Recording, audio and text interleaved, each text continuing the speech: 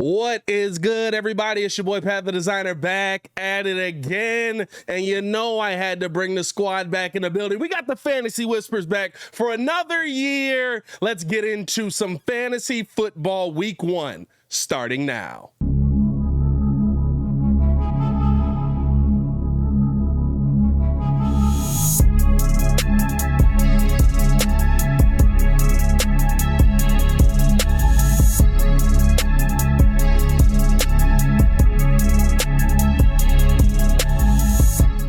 Now, if you are new to the channel, please like the video. Please subscribe to the page. We will be talking fantasy football on this page right here every week. So make sure that you're tuned in with us. And without further ado, gotta introduce the squad back into the building, man. Johnny Game Time and Big Trav back in the chat. Boys, what is happening? Let's go. Week 1, man. Ain't no time to wait, man. We're here. Bro, football's back. Dog, like, oh. It's so weird. It is, this right? time of year, because it's just like, I have so much hope for my fantasy team. Football is here for the rest of the year. Every Sunday from here on out, and Thursday, and Mondays, unless, life happens. Yeah. Let's not go down that path again. That was tough. That was kind of weird, right? That was a weird time. Like, we all went through 2020. There was Tuesday football at like 12 p.m. Yeah. Hey, but you liked it. You liked it. I loved it. I'm not going to say I didn't like it. I was there for it. Hey, boys, let's jump right into this, man, because, we've got week 1 coming up. It's happening. We're recording this on a Wednesday. We'll be dropping this on a Thursday, so it's happening tonight. Yes. So, boys, in tonight's matchup, where are you feeling strongest at? We got a Thursday night matchup, and there's a lot of points that could be gotten here early in the season. Where are you boys feeling strongest at to start off this Thursday night?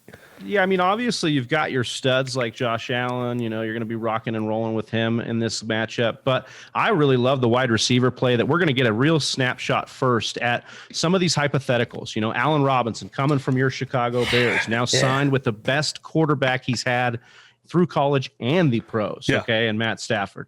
We've got Gabe Davis, who we're not even sure if he's a great wide receiver yet, but he gets the ball thrown to him by Josh Allen, and we saw him score 4 touchdowns in a single playoff game. So we're hyped on Gabe Davis for this one tonight. I'm just all in on the offense for this one. Really high over under, I think second highest on the week. So we love the points that are available here, and I'd be firing up your studs in this one. And look out for Isaiah McKenzie. He should see a really good target market share. You're probably looking at 20 to 24%. He'll be on your waiver wire most likely. So if he is, I would go swipe him up right now. It's a free dart throw on a Thursday night. And I think he has a big season and starts on Thursday against a Rams defense that generally allows most of their points to that slot position. So Isaiah McKenzie for the Bills is a sleeper if you need one. In the Rams-Bills matchup, right? Like, who's your guy, your surefire guy that you want to start the week with? What's the position that you're looking at most, that you feel strongest about coming into this, right? Because you could say Josh Allen, but then you look at that defense right on the other side, and you're like, I don't know, man. Josh Allen might have a rough start to the week if this goes the way that it could play out with how how strong this Rams defense has been. Who's your surefire guy on either side of the football, right? Because you can say the same about the Bills in this matchup as well. This could be a game where we see a 10 to 17 game by the end of it. This is week 1. This is opening night game. There's going to be fuck ups. Sorry if I can't say that. Sorry, there'll be mess ups. It's out there now. Speaking of, right, and then exactly. We're all getting to season form here, and then they're going to be actual, like, these teams are good. Like, the offenses are good. That's why they pick these two teams, because it is going to be just straight dynamite. It is going to be fireworks all over the place, including on the field. I think you're fine starting Josh Allen. I wouldn't even hesitate. I will say Matthew Stafford's elbow, watch it, but I think it'll be okay. Week 1, again, I think they're just going to be slinging the rock. Cooper Kupp should have another monster game. And I like what Travis said about Allen Robinson with, you're looking at the Bills corners. Yeah. They got a rookie over there that's supposed to be either on Cooper Kupp or Allen Robinson. Looked for that opportunity to feast with both those wide receivers. So we got 8 teams that Vegas thinks are going to score over 25 points, their implied team total, and 2 of them are in this game. I am all with Johnny here that I think it's going to be points. Remember back a couple years ago, we saw a really good Kansas City defense face a really good Rams defense on a Monday Night Football. They moved that game from Mexico. We saw the greatest Monday Night Football game ever, 54-51, I believe, was the final score. Yeah. What we see sometimes is when these teams are that good and matched up, you're going to get the best against the best. You're going to get the best out of the best. So I'm really in with my studs, especially week 1 and especially in this matchup. Here's the thing, right? Looking at Sunday, where's the game that you guys are zoning in on, moving on to the Sunday matchup here? Where's that game where you're like, no, that's going to be, what can we dub it, right? What do you guys dub it over on the Fantasy Whispers? The high point game of the week. We got to come up with something for that. Like the high scoring game of the week. What's that game that you're looking at on Sunday, right? Because Thursday could be that same type of thing as well. Yeah. But on Sunday, what's that game you're looking at and saying, no, that's the one where if you've got these guys, start these guys immediately? Yeah, this one's tough because there's so many different thought experiments that we go through. But I'm going to go back to the well. You're going to hear this a lot this year. I'm looking at Vegas and what they're projecting. And again, the highest game total on the week is the Arizona Cardinals and the Kansas City Chiefs. And I'm all in. It's 53.5 points. The highest implied total goes to Kansas City for nearly 29 points. They basically have them booked for 30 points in this game. So I really like my Kyler Murrays. I like if we're going sleeper, I like Rondell Moore on the Arizona side of the ball, because we could see Zach Ertz out of this game. Moore got back to practice this week. We've got DeAndre Hopkins out. Marquise Brown, obviously, over on the other side there. And then if you're talking about the Chiefs, man, we get to finally say, hey, is it Juju? Is it MVS? Is it just all Travis Kelce? What is CEH going to look like? We get a lot of answers to our questions about this Kansas City Chiefs offense. So that's the game I'm locked into, Pat, for this weekend. And I'm in that same boat. I'm really excited about that one. It is going to be a barn burner. Get your popcorn ready. Get your fantasy players ready, because you're going to be scoring a lot of points in that one.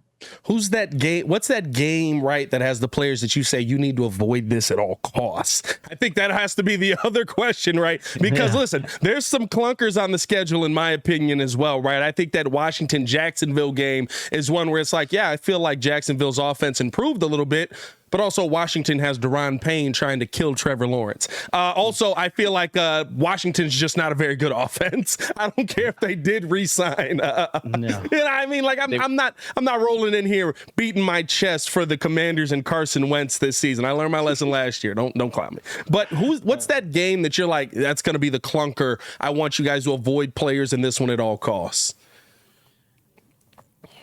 Honestly, it depends on, I hate to say this because it's a little sidestep. Yeah. But it's the week 1. So it's mostly going to be start your studs. You're not going to get real cute with a lot of your starts. And I, even on terrible teams like that, the Commanders, like I'm still starting Terry McLaurin. I think Gibson is a good play this week as well. And I just think that this first week, we typically see a lot of overs hit. And as opposed to week 2, it kind of adjusts back and they get a little bit more stout up front and on defense. And so there's not as much scoring. So I'm really not afraid, as long as they're not just, a whole lot of waiver wire guys. I'm mostly starting my studs this week. I think that we're going to see a lot of scoring. Yeah, I mean, it's kind of a trick question in a way, Pat, because we do have some that are low over-unders. You nailed the one that, like, you're basically kind of staying away from. Yeah. But we do have some of these other ones where it's like Jets versus the Ravens. Jets not with a great team implied team total, but I actually kind of like, if you picked up Kenyon Drake or Mike Davis because you're worried about J.K. Dobbins, I don't mind either of them in a spot start where they're heavy favorites against these Jets. We got Joe Flacco revenge game, but I think there's some other ones here. How many revenge games? Hey, Joe Flacco as long as he keeps being elite, bro. Yes, as long as he keeps being elite, bro. Another one that I think could be a little bit more low scoring, or actually, now that I talk through it, maybe is one of these Johnny like surprise overs. Carolina versus Cleveland. Okay, we've got another revenge game here. We've got Baker coming back here to stick it to the Browns, but we're going to see CMC back and fully, hopefully healthy here. We're going to see David Njoku and Amari Cooper in their new roles as maybe the number one options in their passing offense. We've got Jacoby Brissett at quarterback, so you always know that could be a clunker. Yeah. So we've got things like that working, and some of these other games. I'm interested to see the Giants because I really enjoy their offensive weapons, but they haven't ever put it all together. We got Brian Dable coming over.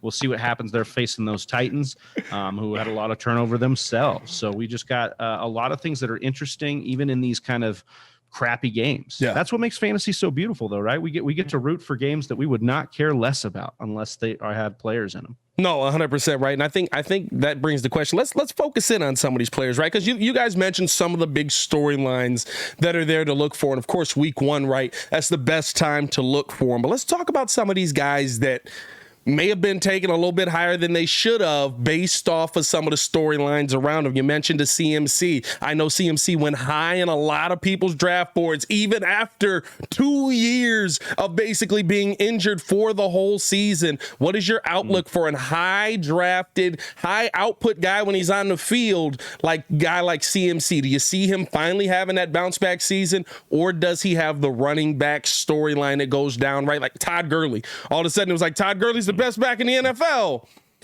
Where'd he go? I think the big, yeah, right, exactly. I was actually watching a YouTube video the other day on just how dominant Todd Gurley was, and then how quickly it turned for him. Not a good story. If you haven't watched it, I suggest not watching it because it's a sad story. But I honestly think it's different for CMC and the major difference is CMC was really like he had never been injured before 2 years ago. That was his first kind of big injury. And yes, it happened again last year. And that was just kind of unfortunate. But what we've seen is they roll out CMC. He is a major weapon. He is a fantasy player that is head and shoulders above any other fantasy player when he is on that field. So anytime he steps on it, he is on average 6 points better than any player. So that is a touchdown walking in if you have him in your lineup. So sign me up for that every day of the week. Sure, injuries happen at the running back position, but you can't play scared. If, like Travis says, if you're scared, go to church. And this is fantasy football, so we play that on Sundays. And we ain't going to church. Yeah. So Big Trav, you agree CMC good play? Yeah, I love CMC. I'll even go a little bit step further to a guy that is also marred by the injury-prone tagline, and that's Saquon Barkley in the second round, who really cruised up second rounds. Part of the reason why I'm so interested in the Giants is because Saquon Barkley. If you look at just the landscape of the Giants and their ADP, their average draft position in these drafts that we had, Barkley was the only one being taken inside the top 110 players for the Giants, which tells me what? He's going to be their offense, right? We know that if he's on the field. His backup is Matt Breida. No, Matt Braida's not out of the league. That's his backup right now, okay? So, that's what we're talking about. It's Saquon or bust. I didn't know that. I'm not going to lie to you. See what I mean? Exactly. That's why you tune into the Fantasy Whispers. You get that deep I had Matt stash. Breida on my Madden 19 team. There you go. So that's just what we're working with. We've seen the injuries to Kadarius Toney, Sterling Shepard, all these other wide receivers. They shipped off Evan Ingram. They've got, their rookie tight end in there. I think it's going to be Saquon. They've deployed him in the preseason all over, or in the offseason all over the place. He had some real fluky injuries. Like he got rolled up on an ankle. A dude stepped on him. Yeah. Okay. Like that's not going to happen every time. He's only 25 years old, even younger than CMC. Yeah. And he's going in the second round. If you picked him up, I think you got a great deal on him. And I think he's one of the few guys with just 300 touch upside within his range of outcomes.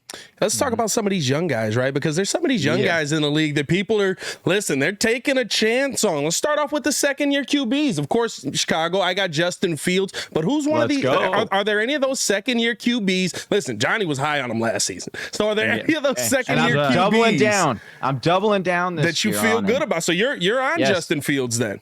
I am. I think Justin Fields is going to be the quarterback that is the second year kind of rushing upside quarterback that you're going to want. Why? Because they have a new offense a scheme in there. It's a lot like the 49ers run, which is what I was afraid of, actually, the 49ers drafting Fields, because I was like, he will be phenomenal in that system. They now bring that over. They're getting the ball out quickly. You saw the upside in that last preseason game, Pat. I know you did. Oh, yeah. 3 tutties, 14 for 16. Are you kidding me? I'm excited. 150. Let's go. The dude is, and not I got to a bear mention, claw going. Don't worry about it. Hey, good for you. That offensive line, like is not great. So he is going to need to scramble if he does hold the ball. And I just think that looking at his weapons, people say, oh, you only got Mooney and you only have Cole Kmet. Perfect. I only need him to throw to 2 options or run. That's all I need him to do. That's what Lamar did a few years ago when he was the MVP. Now, I'm not jumping that far,